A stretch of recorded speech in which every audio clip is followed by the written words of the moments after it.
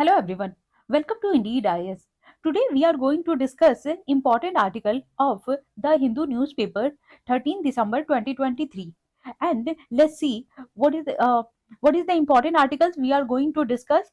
First we will discuss Lal ba- First, we will discuss bhajan Lal Sharma will be new CM of Rajasthan, and then हम लोग discuss करेंगे Lok Sabha passes bill for women's quota in Jammu and Kashmir and Puducherry. फिर उसके बाद देखेंगे retail inflation rises 5.55% in November and so on. तो चलिए discussion start करते हैं। तो एज अभी जितने भी सीएम का अनाउंसमेंट हुआ है, तो इस बार भी बीजेपी गवर्नमेंट ने फिर से सबको सरप्राइज कर दिया है उनके डिसीजन की वजह से, क्योंकि बहुत सारे सीएम के जो ये राजस्थान के सीएम चुनने के लिए तीन चार जो नाम था वो लिस्टेड था, जैसे कि वसुंधरा राजे और भी थे। लेकिन ये किसी ने नहीं सोचा था कि भजन लाल शर्मा सीएम के पद पे के लिए चुने जाएंगे। तो बीजेपी गवर्नमेंट ने फिर से सबको सरप्राइज कर दिया है। और फिर चलिए देखते हैं कि क्या है इस आर्टिकल में। और ये बोला जा रहा है कि ये जो भजन लाल शर्मा है वो नेक्स्ट चीफ मिनिस्टर बनेंगे राजस्थान के, और ending the days of speculation after the party victory in the next in the recent state. और पार्टी का जो विक्ट्री हुआ है और उसके बाद जो राजनाथ सिंह जी हैं वो वहां के लिए उन्होंने राजस्थान में जाकर के और फिर न्यू जो सीएम है उनका नेम अनाउंसमेंट किया है। और फिर चलिए जानते हैं कि ये जो भजन लाल शर्मा है उनके बारे में। तो ये जो भजन लाल शर्मा है जो 56 ईयर के हैं, उन्होंने इससे पहले जो स्टेट जनरल सेक्रेटरी के पद पे 4 टाइम से वो वहां पे अपॉइंट थे। तो अब उन्होंने ये जो कांग्रेस के पुष्पेंद्र भारद्वाज है उनको डिफीट करके और इन्होंने विक्ट्री हासिल की है। और चलिए देखते हैं इसका आगे का जो आर्टिकल उसको, और ये भी देख लेते हैं जो सिमिलर आर्टिकल्स है। ये जो मोहन यादव हैं will take oath as the chief minister of Madhya Pradesh at a ceremony in Bhopal on Wednesday.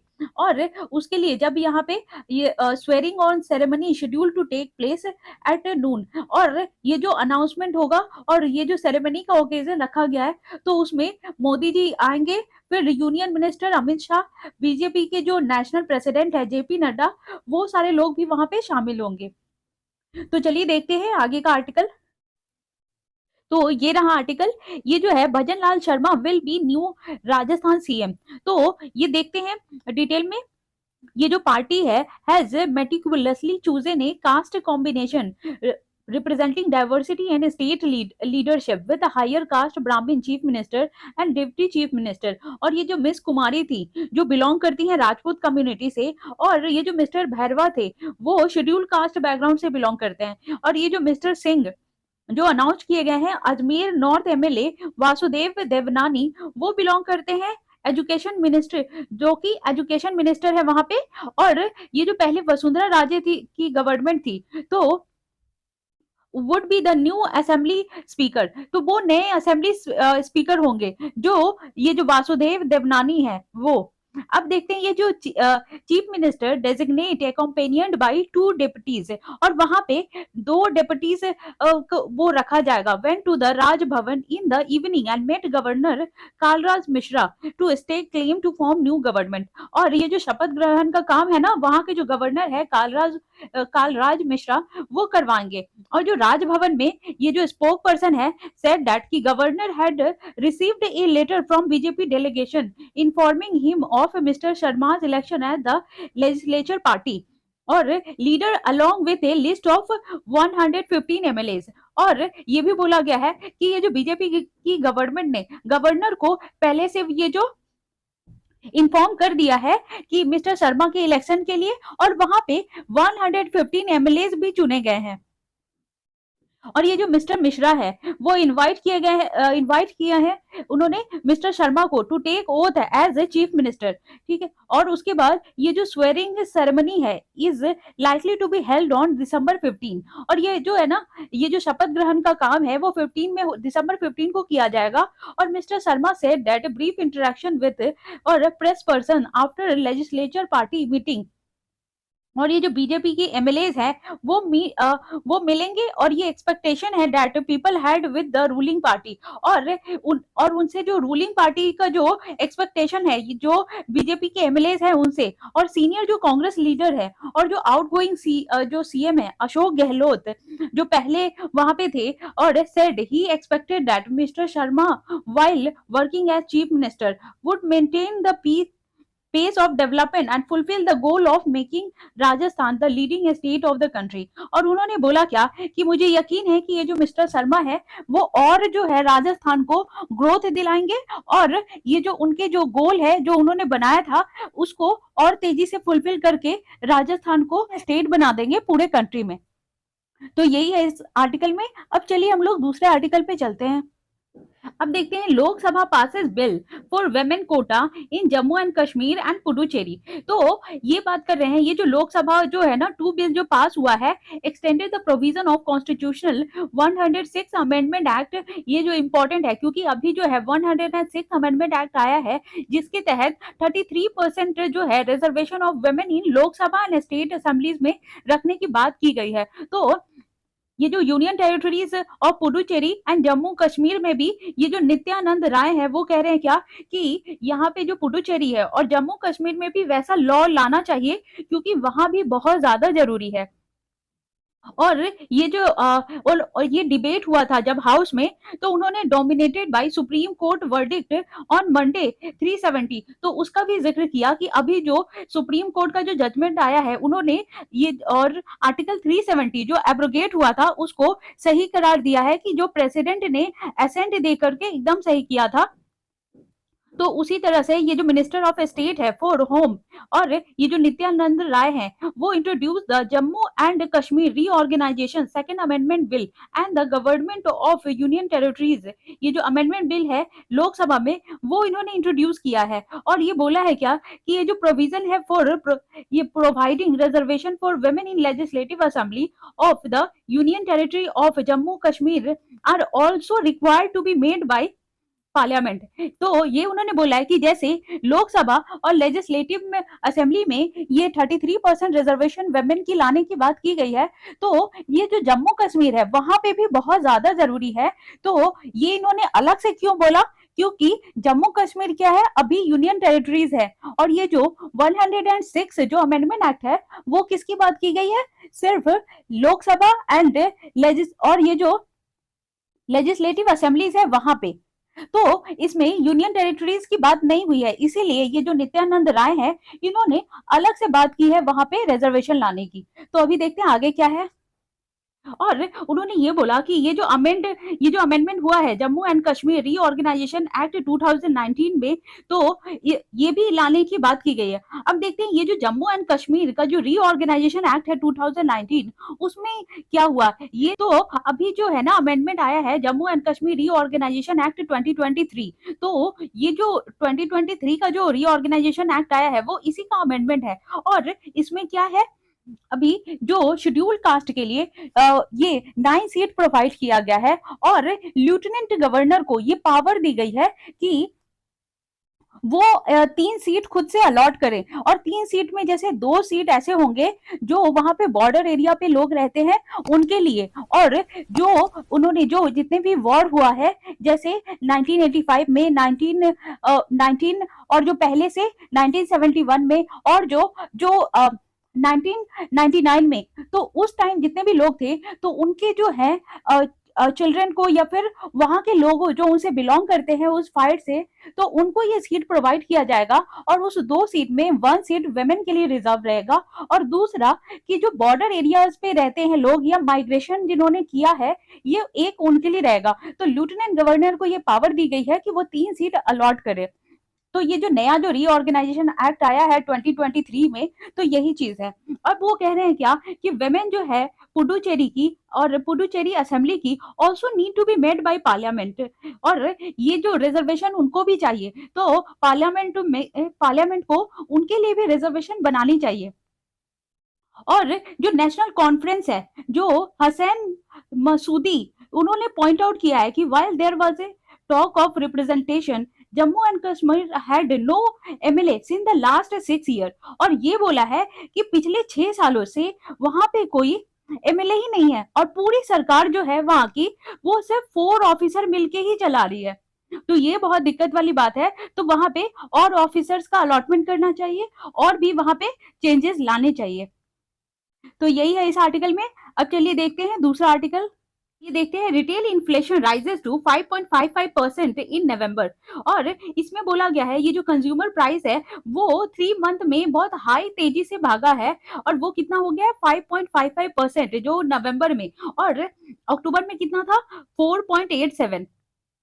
और उसमें भी ये जो फूड प्राइस इन्फ्लेशन हुआ है जो 8.7% इंक्रीज हुआ है, जो कि पहले था 6.66%। और ये जो फूड वाले में क्या आता है, ये क्या क्या इंक्रीज हुआ है, जैसे कि वेजिटेबल्स में इंक्रीज हुआ है, पल्सेस, फ्रूट्स, शुगर, तो ये सारी चीज में इन्फ्लेशन आया है। और जो रूरल, और ये देखा गया है कि रूरल जो एरिया है वहां पे ज्यादा इन्फ्लेशन आया है एज कंपेयर टू अर्बन, क्योंकि रूरल इन्फ्लेशन जो है वो 5.85 इंक्रीज किया है, जबकि ये जो अर्बन का वो 5.3% ही इंक्रीज हुआ है। और ये जो फूड प्राइस में इंक्रीमेंट आया है अर्बन में, और ये देखा गया है कि ये जो अर्बन कंज्यूमर्स है वहां पे 9.3% इंक्रीमेंट हुआ है, जबकि 8.4% रूरल काउंटर पार्ट्स वहां पे रूरल में इतना हुआ है। और ये भी बोला गया है ये जो मंथ टू मंथ बेसिस पे ये जो सीपीआई जो होता है कंज्यूमर प्राइस इंडेक्स, ये मंथ मंथ टू मंथ इसको चेक किया जाता है। तो ये जो 0.54% है with rural price price up, और ये जो 0.64% है ये फूड प्राइसेस ये जो राइज किया है, और 1.05% है जो अक्टूबर के लेवल में ये इंक्रीज किया है। तो ये जो ओवरऑल प्राइस इंडेक्स जो है वो इंक्रीज किया है 5.88% नवंबर 2022 का। और ये जो फूड प्राइस इंडेक्स है वो राइज हुआ है 4.7%। तो अब देखते हैं इसी का कंटिन्यूएशन आर्टिकल, और इसी में अब देखते हैं retail inflation rises to 5.55% in नवंबर। अब रिजर्व बैंक ऑफ इंडिया ने क्या कहा है, उन्होंने वार्न किया है last week of spike in inflation in November due to hardening price of some vegetables. और ये भी एक्सपेक्ट किया है कि ये जो वेजिटेबल का जो प्राइस है वो एवरेज जो है 5.6%, और ये जो है अक्टूबर एंड दिसंबर में ये बढ़ सकता है, क्योंकि और लास्ट और आरबीआई ने इसलिए वार्न किया है क्योंकि सबसे ज्यादा ये जो वेजिटेबल के प्राइस है और फूड है वो बहुत तेजी से ग्रो कर रहे हैं। तो इसके जो है इन्फ्लेशन की वजह से जो है महंगाई बहुत बढ़ सकती है, इसीलिए आरबीआई वार्न कर रहे हैं। और ये जो प्राइस है ना में accelerate to around 6.4% in the current month, और ये जो 6.4% भी जा सकता है। और ये जो फूड आइटम है सीरियल इन्फ्लेशन है वो डबल डिजिट में चला गया है, जबकि 10.3%, और पहले जो था 10.7% था अक्टूबर में। और ये जो meat and fish inflation eased with 3.3% to 2.1%, तो पहले इतना था और अभी जो है नवंबर में 3.3% चला गया है, जबकि अक्टूबर में इतना था। और ये भी बोला जा रहा है कि ये जो some relief in milk inflation down, और जबकि ये जो है ना मिल्क के इन्फ्लेशन वो घटा है, और पहले क्या था ये 6.44 और अब हो गया है 5.75। और ये जो एग के प्राइसेस जो हैं वो बढ़ गए हैं 5.9% कंपेयर टू 9.3 इन अक्टूबर।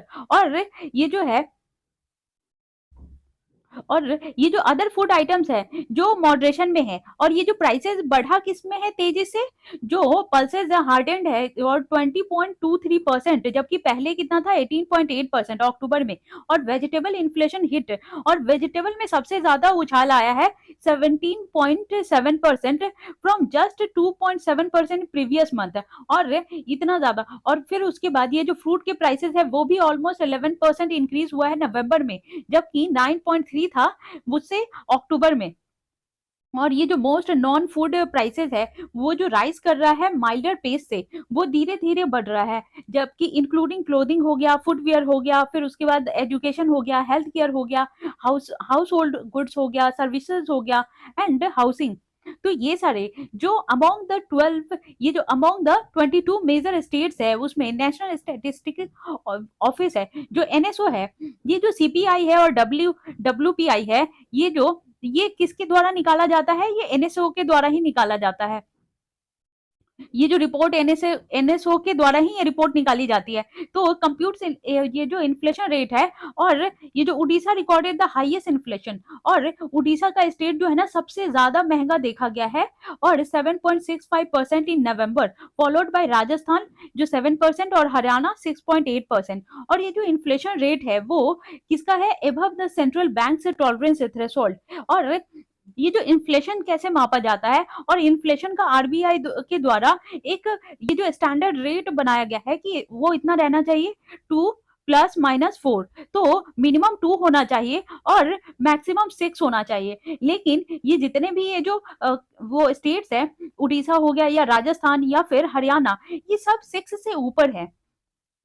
तो इसीलिए बोला जा रहा है कि ये जो इन्फ्लेशन रेट है वो अबव द सेंट्रल बैंक से टॉलरेंस थ्रेशोल्ड, और थ्रेशोल्ड कितना है, 6% इन 8 स्टेट, और इंक्लूडिंग जैसे कि गुजरात हो गया, बिहार, पंजाब, कर्नाटका, तेलंगाना, उत्तर प्रदेश, ये सारे में है ना थ्रेशोल्ड से ज्यादा है, विथ ए 5.56% इन्फ्लेशन, और was only other state to witness higher inflation than the national average. अब ये जो नेशनल एवरेज में सिर्फ ये जो है ना कुछ ही स्टेट है जो 6 से नीचे है, बाकी मोस्टली जो है वो 6 से ऊपर है। और आईसीआरए जो चीफ इकोनॉमिस्ट है अदिति नायर, उन्होंने पॉइंट किया कि ये जो सीरियल और स्पाइसेस हैं वो had now persisted in double digit inflation और for the 15th and 18th consecutive month. तो ये बोल रही है क्या कि ये 15 और 18th जो मंथ है लगातार वहां पे क्या है, डबल डिजिट में इन्फ्लेशन बढ़ता चला जा रहा है और वो कम होने का नाम नहीं ले रहा है। और ये जो सिल्वर लाइनिंग है, और was no core inflation excluding food and energy prices. और जो ये जो कोर इन्फ्लेशन है उसमें इन्फ्लेशन में सारी चीजें आ जाती हैं, सिर्फ किसको छोड़ करके, फूड और एनर्जी। एनर्जी में जैसे कि ऑयल हो गया, गैस हो गया, जो भी कंजम्पशन से रिलेटेड चीज है जो व्हीकल में यूज होता है, और ये सारी चीजों को, पेट्रोल, डीजल, वो सब एनर्जी में आ जाता है। तो ये सबको छोड़ करके बाकी सारा कुछ ये कोर इन्फ्लेशन में आता है। और देखते हैं हैड ईज्ड 4.2 इन नवंबर और लोएस्ट सो फार इन पोस्ट पेंडेमिक पीरियड। और ये जो कोर इन्फ्लेशन है उसमें थोड़ा सा जो है गिरावट आया है, जो देखा गया है 4.2 इन नवंबर, और ये लोएस्ट है जब से ये पेंडेमिक घटा था। तो ये पेंडेमिक का क्यों बोल रहे हैं, पोस्ट पेंडेमिक, क्योंकि जब कोरोना था तो उस समय लॉकडाउन लगा हुआ था और उस समय गाड़ियां वगैरह बहुत कम चलती थी, तो कम चलती थी तो ऑयल ये सब का, एनर्जी का कंजम्पशन कम होता था, तो इसीलिए उस समय बहुत डिफ्लेशन आ गया था और पेट्रोल, डीजल और जितने भी ये जो गैस, एलपीजी, ये सब के दाम बहुत कम हो गए थे। तो उसी से कंपेयर किया जा रहा है कि पोस्ट पेंडेमिक के बाद ऐसा पहली बार हुआ है जब ये 4.2 इतना कम हुआ है नवंबर मंथ में। तो ये हमने आर्टिकल डिस्कस कर लिया। अब चलते हैं दूसरे आर्टिकल पे। तो अब चलते हैं दूसरे आर्टिकल पे। और ये जो Shah introduces redrafted criminal bills in Lok Sabha. तो अब देखते हैं ये क्या क्या कौन से लॉ बिल हैं जो फिर से रीड्राफ्ट किया जा रहा है।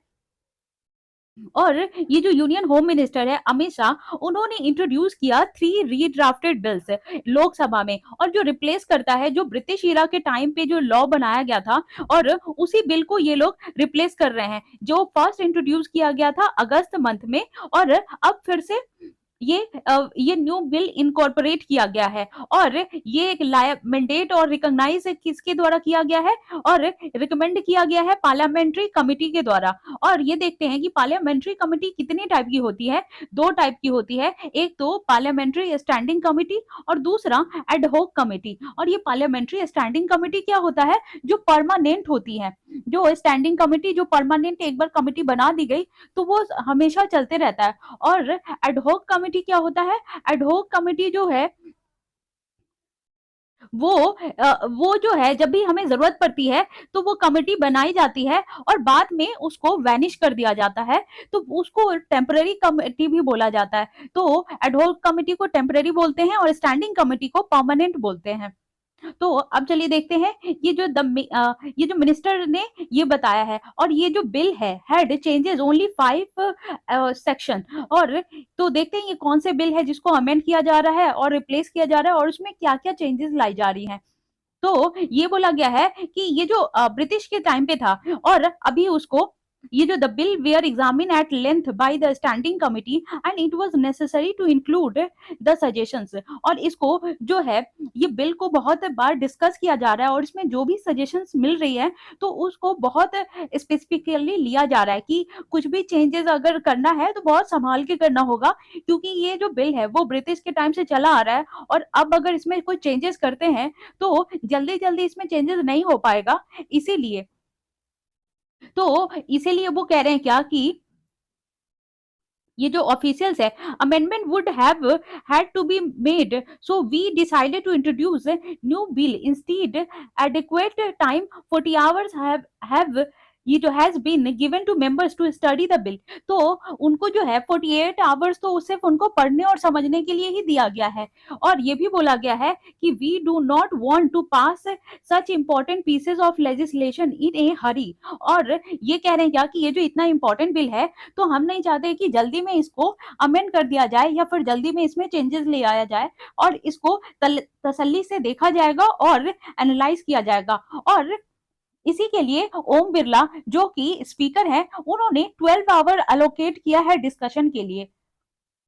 अब देखते हैं ये जो बिल है कौन कौन से उसको रिप्लेस किया जा रहा है और क्या उसमें चेंजेस लाए जाएंगे। तो ये है ये टेररिस्ट एक्ट, और अंडर द भारतीय न्याय और जो सेकंड संहिता ये जो बीएनएसएस है जो 2023 में लाया गया है, और ये किसको रिप्लेस कर रहा है, जो इंडियन पीनल कोड था जो 1860 में बनाया गया था उसको।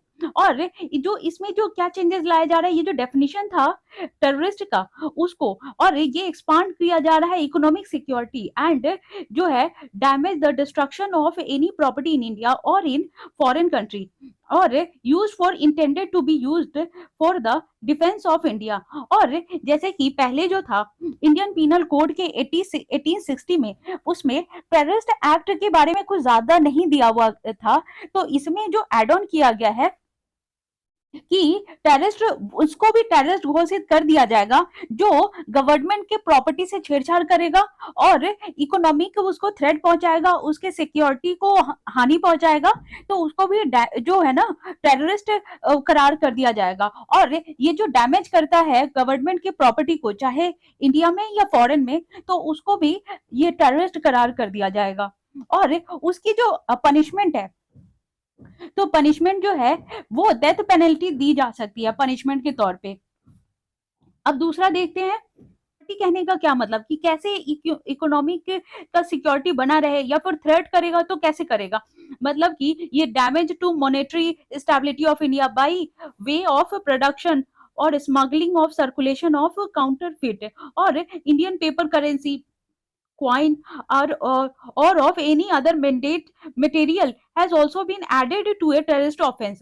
अगर वो ये सारे काम करता है, अगर कि डैमेज मॉनेटरी स्टेबिलिटी को डैमेज करता है या स्मगल करता है या फिर ये जो काउंटरफिट है और इंडियन पेपर करेंसी जैसे बिटकॉइन हो गया या फिर और भी जैसे क्रिप्टो का हो गया, अगर उससे भी कोई डैमेज करता है तो उसको भी टेररिस्ट घोषित कर दिया जाएगा। और फिर ये जो टेररिस्ट का जो है वो कैसे उसको डिफाइन कैसे किया गया है, वो डिफाइन किया गया है define terrorism in the general law through a specific legislation और the unlawful activities prevention act 1967 और जो ऑलरेडी प्रेजेंट है तो उसी के तहत किसी को भी ये जो है टेररिस्ट घोषित किया जाएगा।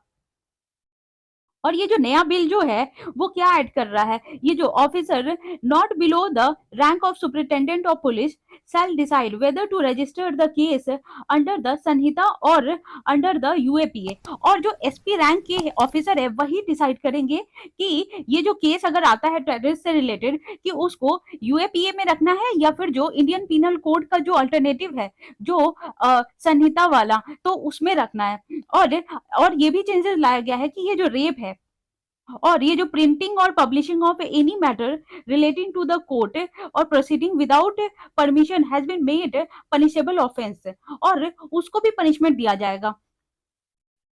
और ये भी बोला गया है कि ये जो एक्ट और ये पहले नहीं था, और ये जो अर्लियर बिल है has made the publishing of name of rape victims punishable offence. तो पहले क्या था कि अगर जो भी रेप विक्टिम है उनका अगर नाम अगर लिख दिया गया या नाम मेंशन कर दिया गया तो वो पनिशेबल ऑफेंस था, लेकिन अब इस बिल में रिप्लेस कर दिया गया है कि ये जो मेंटल इलनेस है विद अनसाउंड माइंड, और ये बिल जो है ये जो रेप विक्टिम्स और ये तो इसमें कुछ चेंजेस लाया गया है। और अभी देखते हैं और क्या क्या एड ऑन किया गया है। जैसे ये जो क्रुएल्टी अगेंस्ट वेमेन है तो वो भी एड ऑन किया गया है कि अगर वेमेन को कोई हराश करता है, चाहे वो उसका हस्बैंड क्यों ना हो, रिलेटिव क्यों ना हो, और कोई अदर पीपल भी हराश करता है, तो वो भी एक ये जो है ऑफेंसिव क्राइम है, तो उसके लिए उसे सजा दिया जाएगा। और इसमें ये बताया गया है ये जो cruelty against women any wilful और conduct which is of such a nature is likely to drive the women to commit suicide or to cause grave injury, danger to life, limb or health, और whether mental or physical of the women। और ये भी बोला जा रहा है कि अगर उसको किसी भी तरह से हानि पहुंचाते हैं या फिर इतना उसे टॉर्चर करते हैं कि वो अगर वेमेन सुसाइड कर लेती है तो भी ये ऑफेंसिव क्राइम होगा और उसकी वजह से भी उसे सजा दिया जाएगा। और ये भी बोला कि ये जो अनलॉफुल डिमांड अगर करेगा प्रॉपर्टी का या फिर वैल्यूएबल सिक्योरिटी का वेमेन से, तो वो भी जो है account of failure by her और any person related to her to meet such demand. और ये बोला जा रहा है कि अगर उससे पैसे की बात की अगर कोई पैसा मांग रहा है जबरदस्ती, उससे प्रॉपर्टी ले रहा है या फिर कोई मॉनेटरी अगर उससे कोई ले रहा है, छीन रहा है, तो वो भी ऑफेंसिव क्राइम है। और ये जो मॉब लिंचिंग की बात की गई है वो भी एड ऑन किया गया है। तो मॉब लिंचिंग में क्या था कि 7 इयर्स इम्प्रिजनमेंट था जो अगर कोई मॉब लिंचिंग करता है तो, और उसको अब क्या किया गया है, इम्प्रिजनमेंट फॉर लाइफ। अब उसको उम्र कैद की सजा कर दी गई है या फिर मैक्सिमम जो पनिशमेंट है रिमेन डेथ। और अगर कोई मॉब लिंचिंग करता है, जैसे पहले क्या था कि किसी को भी ऐसे डाउट के बेसिस पे जो आम जनता है वो मिलके किसी को मार के और मारते मारते है ना उसको खत्म कर देते थे कि उसकी डेथ हो जाती थी, तो उसके लिए कोई सजा नहीं था। लेकिन अभी क्या है कि अगर कोई भी मॉब लिंचिंग करता है तो उसको जितने भी लोग पकड़े जाएंगे या फिर सस्पेक्ट होंगे तो उनको ये या तो लाइफ इम्प्रिजनमेंट अगर उम्र कैद की सजा दे दी जाएगी या फिर उन्हें डेथ भी सुनाया जा सकता है। और ये जो बिल है उसने ये चाइल्ड कौन से होंगे, अगर ये जो चाइल्ड को भी डिफाइन किया है कि अगर 18 ईयर से नीचे की कोई भी जो क्राइम करता है वो या फिर होता है तो उसको चाइल्ड में रखा जाएगा।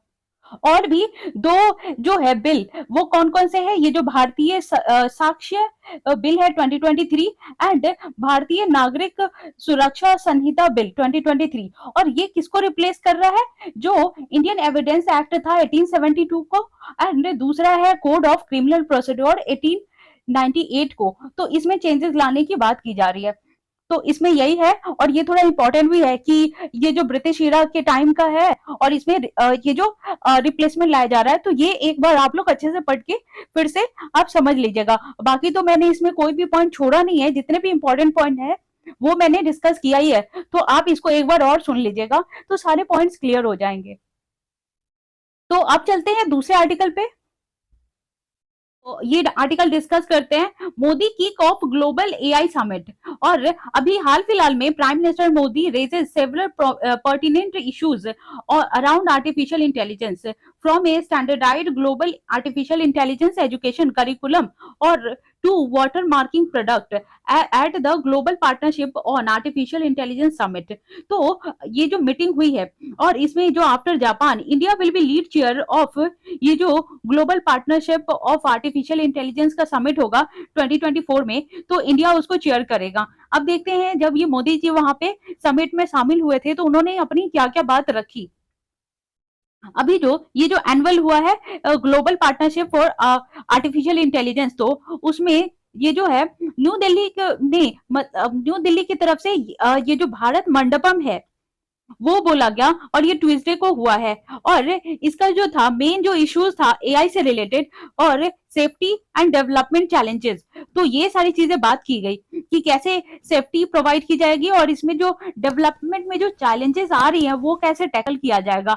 और ये जो trust on AI will grow only when related ethical economic and social aspect are addressed. तो ये जो आर्टिफिशियल इंटेलिजेंस है अब उसको यूज तभी किया जाएगा जब वो एथिकल हो, इकोनॉमी में हेल्प करे और सोशल एस्पेक्ट उसमें हेल्प करे। क्योंकि अभी उन्होंने बोला क्या कि ये जो 3 डे इवेंट चल रहा है तो मेनी एज 29 कंट्रीज वो शामिल हुई थी, और नॉर्थ अमेरिका से लेकर के south America, Europe and Asia की सभी कंट्रीज शामिल हुई थी। सिर्फ चाइना नहीं शामिल हुआ था क्योंकि चाइना मेंबर नहीं है इसका।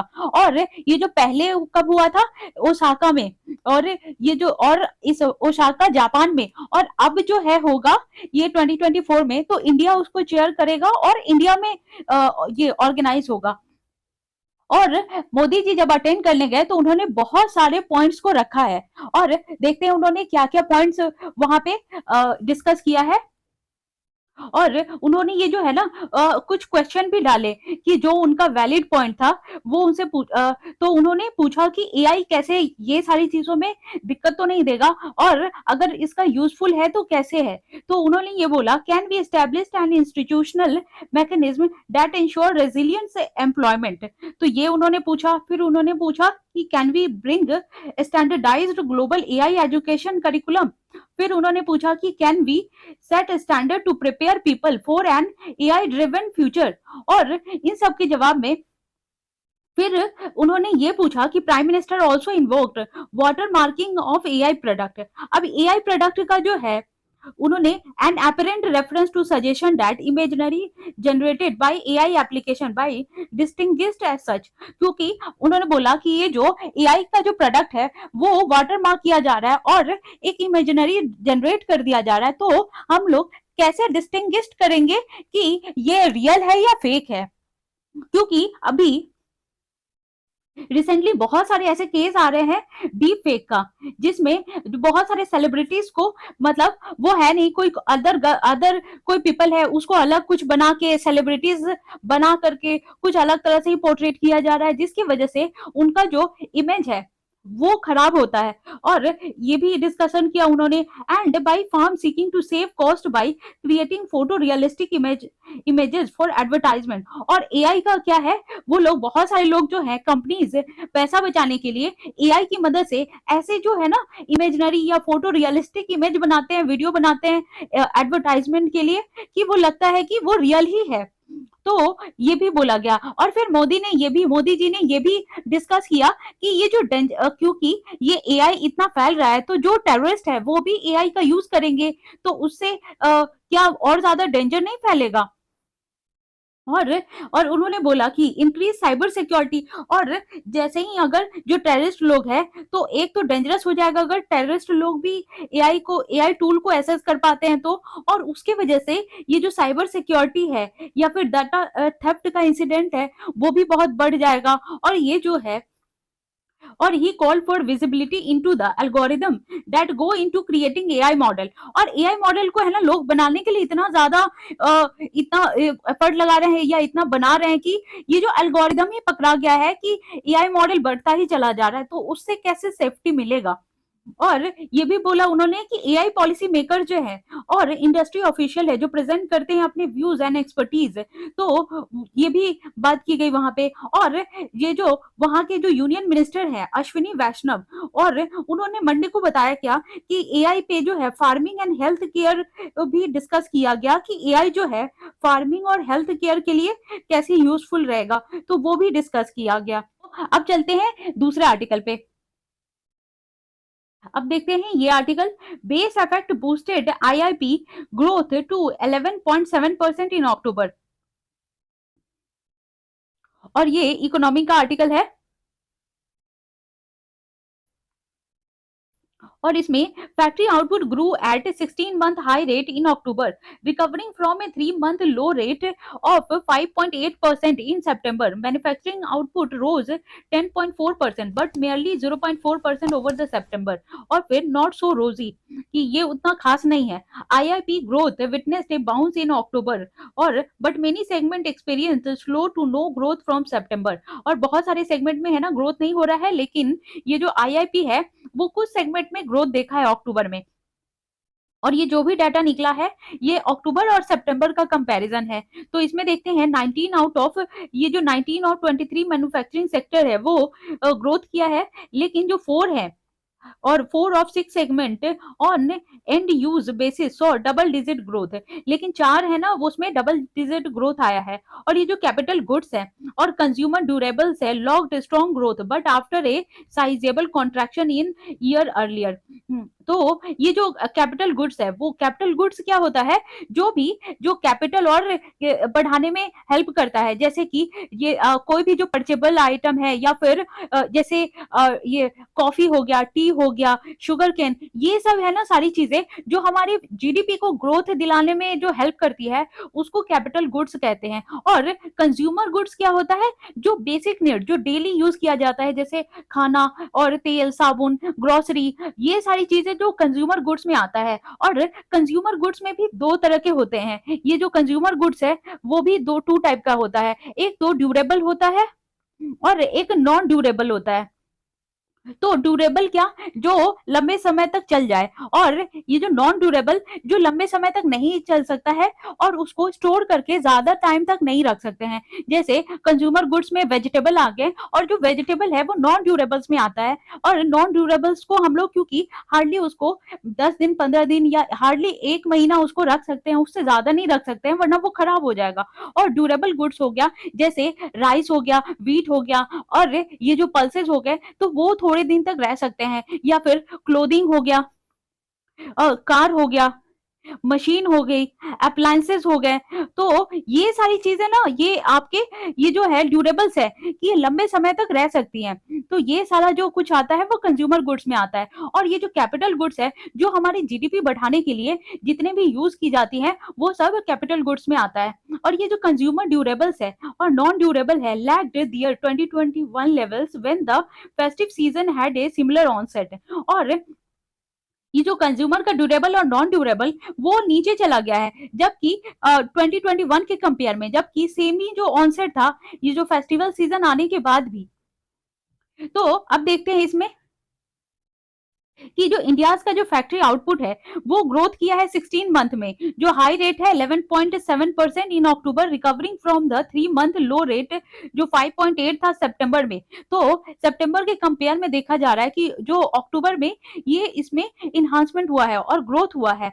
और थैंक्स फॉर बेस इफेक्ट, ये जो बेस इफेक्ट क्या होता है कि हर चीज का एक बेस एक मान लिया जाता है, उसी के कंपेयर में देखा जाता है कि जितना ग्रोथ हो रहा है या एक्सपेंडिचर बढ़ रहा है या फिर इन्फ्लेशन हो रहा है, तो अगर किसी चीज का प्राइस इंक्रीज होता है, अगर ये जो पहले अगर बेस इफेक्ट या मान लिया गया, तो बेस इफेक्ट में जो एप्पल का प्राइस था तो वो 100 था लिया गया है, और अभी अगर 120 हो जाता है तो फिर उसको कंपेयर करेंगे कि 20% इंक्रीज हुआ है। तो इसीलिए ये सब देखते हैं कि बेस इफेक्ट कितना था और अभी कितना इंक्रीज हो रहा है, और जितना इंक्रीज हुआ है 100 से लेके 120, तो 20% इंक्रीज हुआ है, तो यही बोलते हैं कि इतना ग्रोथ हुआ है 20% का। तो ये देखते हैं base effect from last year when output had dropped 4.1%। अब देखते हैं ये जो मैन्युफैक्चरिंग आउटपुट है वो ग्रो किया है 10.4% एज अपोज टू 5.8% जो कॉन्ट्रैक्शन हुआ था अक्टूबर 2022 में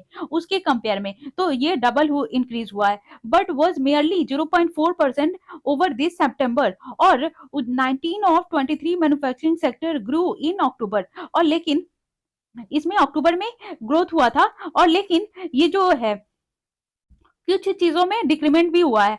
और of and use basis all 6 segment जो है वो ग्रोथ किया है अक्टूबर में with double digit growth in 4 sector. जैसे 4 सेक्टर कौन कौन से, जैसे कैपिटल गुड्स हो गए जो 22.6%, कंज्यूमर ड्यूरेबल्स हो गए 15.9%, प्राइमरी गुड्स हो गए। प्राइमरी गुड्स अभी बताते हैं कि क्या होता है, पहले ये डिजिट देख लेते हैं। प्राइमरी गुड जो है 11.4% एंड कंस्ट्रक्शन गुड्स 11.3%। और ये जो कैपिटल गुड्स है और कंज्यूमर ड्यूरेबल से had contracted 2.9 and 18.9 a year earlier, तो उसमें डिक्रीमेंट हुआ था ये जो है ना 1 साल पहले। और ये जो है ये जो दिस और ये and their output level this October were 5.1% and 1.4% below September 2023। और इसमें भी डिक्रीमेंट जो सितंबर में भी डिक्रीमेंट हुआ था। और ये जो कंज्यूमर नॉन ड्यूरेबल्स है जो प्रोडक्शन वॉज अप, ये जो 8.6% विस 13% जो है कॉन्ट्रैक्शन हुआ था लास्ट परसेंट, लेकिन अभी जो है 8.6% इंक्रीज हुआ है। और ये जो इंडेक्स है जो consumer durables and non durables जो अक्टूबर में वो लैग्ड किया था 2021 लेवल के कंपेयर में, लेकिन अगर देखा जाए तो जब ये जो अगर सितंबर और अक्टूबर का कंपेयर कर रहे हैं तो इंक्रीज हुआ है अक्टूबर में, लेकिन अगर 2021 का कंपेयर करें तो डिक्रीज हुआ है। When the festive season had a similar onset, said Aditi Nair, chief economist ICAR। और हम लोग अब डिस्कस करने वाले थे ये प्राइमरी गुड्स क्या होता है। और तो प्राइमरी गुड्स होता है जैसे कि जो प्राइमरी स्टेज पे बनता है, अगर जैसे कि आटा है तो आटा क्या जैसे वीट है, और ये जो आटा है तो क्या आटा प्राइमरी गुड्स हुआ? नहीं, क्योंकि ये जो प्राइमरी गुड्स हुआ उसका जो वीट है वो प्राइमरी गुड्स हुआ। और ये जो आटा जो है वो फैक्ट्री में जाता है या मिल में जाता है तो फिर वो पिसा करके फिर वो आटा बनता है, तो वो आटा जो है वो सेकेंडरी हुआ। तो जो प्राइमरी लेवल पे जो गुड्स होते हैं ना उसी को बोलते हैं प्राइमरी गुड्स। तो ये भी हमने डिस्कस कर लिया। अब चलिए ये दो छोटे छोटे आर्टिकल्स हैं उसको भी डिस्कस कर लेते हैं। अभी जो फाइनेंस मिनिस्टर है निर्मला सीतारमन, उन्होंने बोला है क्या ये जो इकोनॉमी है वो राइट डायरेक्शन में चल रही है और इसका जो ग्रोथ हो रहा है वो भी राइट डायरेक्शन में हो रहा है, मतलब सही हो रहा है। तो उन्होंने बोला क्या लोकसभा में जब ये इकोनॉमी जो है ना मूव कर रही है राइट डायरेक्शन में, क्योंकि ये जो फास्टेस्ट ग्रोथ, ये जो ग्रोइंग मेजर इकोनॉमी, जितने भी मेजर इकोनॉमी है उसमें फास्टेस्ट ग्रोथ हो रहा है। और ये जो डिबेट स्टार्ट हुआ था सप्लीमेंट्री डिमांड फॉर ग्रांट्स कि ये बहुत सारे जैसे प्रोडक्ट पे ये लोग ग्रांट मिलता है, जब भी बजट एलोकेट होता है तो बजट के बाद सारे लोगों को ग्रांट मिलता है। और सप्लीमेंट्री डिमांड ऑफ ग्रांट्स क्या होता है कि अगर किसी स्कीम या किसी सेक्टर को अगर कोई फंड अलॉट कर दिया जाए और उसके एवज में अगर और वो लोग डिमांड करते हैं कि नहीं हमें अगर 10,000 करोड़ से काम नहीं चलेगा, हमें 500 करोड़ और चाहिए, तो उसको फिर सप्लीमेंट्री डिमांड ग्रांट्स बोला जाता है। और ये जो सीतारमन है उन्होंने बोला किया क्या ये जो फिस्कल प्रूडेंस है is the top priority of the government without compromising on social welfare. तो उन्होंने बोला कि अगर ग्रांट देना पड़े या फिर ये जो फिस्कल प्रूडेंस है उसकी परवाह नहीं करेंगे, हम लोग सबसे पहले प्रायोरिटी पे रखेंगे सोशल वेलफेयर को। और सोशल वेलफेयर क्या है? एजुकेशन, सोसाइटी में हेल्थ, न्यूट्रिशन, फूड, तो ये सारी चीजें सोशल वेलफेयर में आती हैं। और ये जो हाउस लेटर अप्रूव्ड और उसके बाद ये जो सप्लीमेंट्री डिमांड ऑफ ग्रांट्स है वो अलाउ कर दिया गया गवर्नमेंट के द्वारा और स्पेंड किया गया एडिशनल मोर ये जो 1.29 lakh crore of which 58,378 crore would be cash out go in current fiscal. और उसमें से ये जो पहले तो जितना ग्रांट दिया गया था तो उससे और ज्यादा 1.29 लाख करोड़ वो दिया गया है, जिसमें से इतना उनको अभी दे दिया गया है।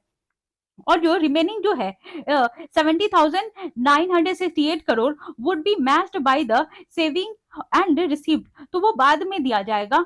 और ये भी बोला गया है, फिर निर्मला सीतारमन जी ने ये बोला कि ये जो मैक्रो इकोनॉमिक है फंडामेंटल्स वो भी सही है और we have become the fastest growing economy. और ये जो Q2 ग्रोथ है 7.6 वो हाईएस्ट है इन द वर्ल्ड, कि हम सबसे ज्यादा राइज कर रहे हैं, क्योंकि अभी हमारे जीडीपी का ग्रोथ कितना हो रहा है 7.6%। और ये भी बोला गया कि जब अपोजिशन ने ये क्लेम किया कि opposition member queries on BSNL और minister further said government had year marked 11,850 crore for capital infusion in the state on telecom firm. और उन्होंने बोला कि ये जो 18,850 करोड़ है वो ये जो टेलीकॉम फर्म है जो जिसको स्टेट ऑन करती है उसमें इन्होंने इतना कैपिटल लगाया है। तो ठीक है, अब दूसरा आर्टिकल देखते हैं। इंडिया पेड 84.2 ये जो बैरल है और ये जो ये barrel dollar in October for Russia. और ये जो average price of Russian oil deprived of to top buyer India in October rose 84.20 a barrel way above its $60 price cap set by और ग्रुप ऑफ 7 नेशन। तो ये बोला जा रहा है ये जो ग्रुप ऑफ 7 नेशन है उन्होंने एक कैप सेट किया था। कैप सेट क्या है यहाँ पे ये जो कैप सेट है, मतलब एक वो उन्होंने एक सेट कर दिया गया कि एक बैरल है ना $60 ही रखा जाएगा, चाहे कहीं से भी लेना हो। लेकिन रशिया ने इसको बहुत ज्यादा ये कॉस्टली दे रहा है, उसने 84.20 रखा है अब बैरल। तो फिर भी इंडिया को लेना पड़ रहा है रशिया से, क्योंकि रशिया जो है, क्योंकि इंडिया जो है वो सबसे ज्यादा बिगेस्ट इंपोर्टर है, क्योंकि यहाँ पे ये एनर्जी का जो है खपत बहुत ज्यादा है। तो इसीलिए India paid highest prices for Russian oil in October since the price cap was imposed, boosting Moscow's revenue despite effort by Western nations to curb the producers' income and funding for the Ukraine war। और इसीलिए जो Russia ने भी इतना ज्यादा increase कर दिया है, क्योंकि जब यूक्रेन और रशिया का वॉर हुआ था तो उसमें रशिया को बहुत ज्यादा फाइनेंशियली उनको डेप्थ में चले गए थे, तो उन्होंने प्राइस हाई रखा हुआ है सारी चीजों का, लेकिन इंडिया को लेना पड़ रहा है फिर भी। और ये न्यूज में इसलिए है क्योंकि जितने वेस्टर्न नेशन है उन्होंने कम रखा हुआ है, और ये भी बोला कि इतना ज्यादा उन्होंने प्राइस क्यों रखा है, और इतना रखा है उसके बावजूद भी इंडिया वहां से क्यों ले रही है। और और इंडिया को लेना पड़ रहा है क्योंकि इंडिया जो है world third biggest oil importer है, और has emerged as biggest buyer of seaborne Russian crude as Western nation cut purchase after Moscow's invasion of Ukraine. और ये जो है, जब रशिया और यूक्रेन का वॉर हुआ तो बहुत सारी अदर कंट्रीज ने वहां से ऑयल लेना छोड़ दिया, क्योंकि उन्होंने प्राइस बहुत हाई कर रखा है। लेकिन इंडिया फिर भी ले रही है, क्योंकि इंडिया जो है वो बिगेस्ट ऑयल इंपोर्टर है, तो वो हर जगह से ऑयल लेगी, क्योंकि यहाँ पे कंजम्पशन बहुत ज्यादा है। और एक तो कंजम्पशन बहुत ज्यादा है, दूसरा कि इंडिया जो है वो इंपोर्ट बहुत करता है, क्योंकि इंडिया जो है ये ऑयल के बेसिस पे ये जो ऑयल ये डिपेंडेंट है, क्योंकि हमारे यहाँ ऑयल का कोई वो खुद से हमारे पास कोई ऐसा सोर्स ही नहीं है जो हम ये ऑयल लेना वहां से छोड़ सके। तो इंडिया जो है डिपेंड है import to meet more than 80% of its oil needs.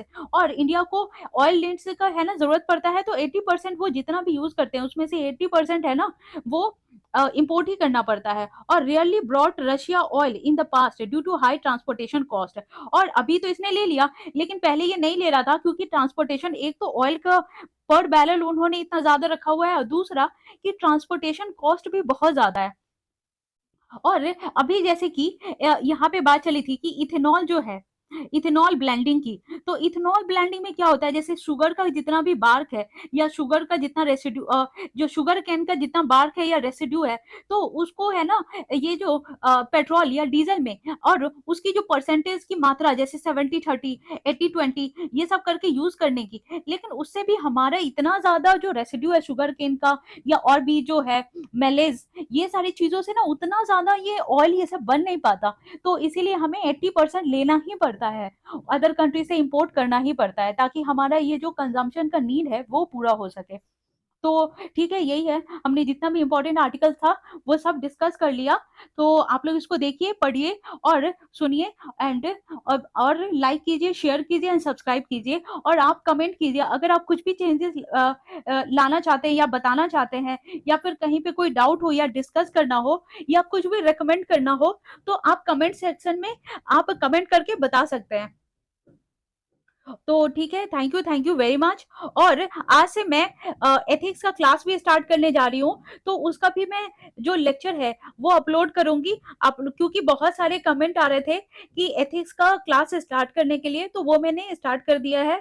और वो आज से मैं PSIR जो ऑप्शनल का क्लास है वो भी स्टार्ट करूंगी, तो आप लोग उसको भी देखिए, ज्वाइन कीजिए, क्योंकि उसके लिए भी कमेंट्स आ रहे थे, तो वो मैंने स्टार्ट कर दिया है उसका भी। और एथिक्स का मैंने जो सिलेबस है वो पहले डिटेल में डिस्कस किया हुआ है, जो प्रीवियस ईयर क्वेश्चन है जो 2023 का आया है वो भी मैंने डिस्कस किया है, तो वो आप देख सकते हैं। और एथिक्स का मैंने पहले लेक्चर 1 भी मैं ले चुकी हूँ, और अब पहले भी मैंने जो शॉर्ट्स में जितने भी एथिक्स के की टर्म है वो मैंने डिस्कस किया हुआ है, तो आप वहां पे जाकर देख सकते हैं। और जो मैं एथिक्स का और PSIR जो ऑप्शनल है उसका भी क्लास स्टार्ट करने वाली हूँ, तो आप वहां पे वो भी आप ज्वाइन कर सकते हैं। तो आप प्लीज ज्वाइन कीजिए, देखिए एंड लाइक कीजिए, शेयर कीजिए, कमेंट कीजिए एंड सब्सक्राइब कीजिए। So thank you very much.